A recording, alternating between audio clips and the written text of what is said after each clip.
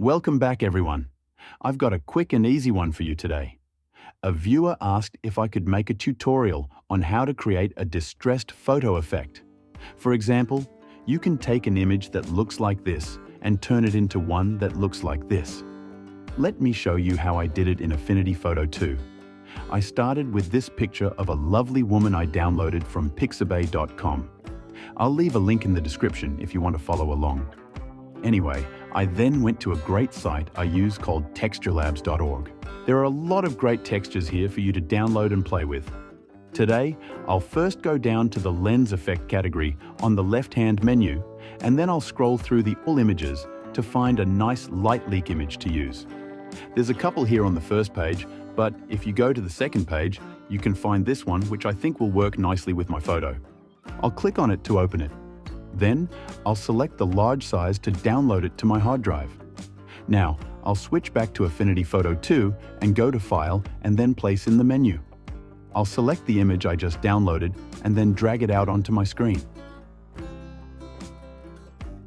I want the light leak on the other side, so I'll right-click on it, scroll down to transform, and then select Flip Horizontal to flip the image over. Now, to blend this in, we'll go to the Blend Modes drop-down at the top of the Layers panel. We'll scroll down to the second group. These blend modes typically work best for mostly dark images. I think Screen looks the best of all of them. But it's a little too strong for me, so if we go to the opacity slider at the top of the Layers mode, we can lower the strength of the effect by moving the slider to the left.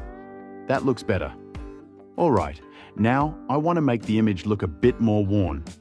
So I'll go back to texturelabs.org. This time I'll go to the Subtle Grunge category. There are a lot of textures here to blend in. But I'll go with the first one, Grunge 349. I'll click on that and then download the large file size. Then, back in Affinity Photo, I'll go to File and then Place to select the grunge file. Then I'll use my cursor to drag it onto the canvas. This image is mostly dark as well, but this time I think I'll go with Color Dodge as it looks a little better to me. Alright, one last thing and I'll let you go. If you want to remove areas of the effect from the image, you can select the Layer Mask button at the bottom of the Layers panel. Then, with the mask selected and with your color set to black, you can click on the Paintbrush tool and paint away any spots you don't want. Alright, that's about it for today.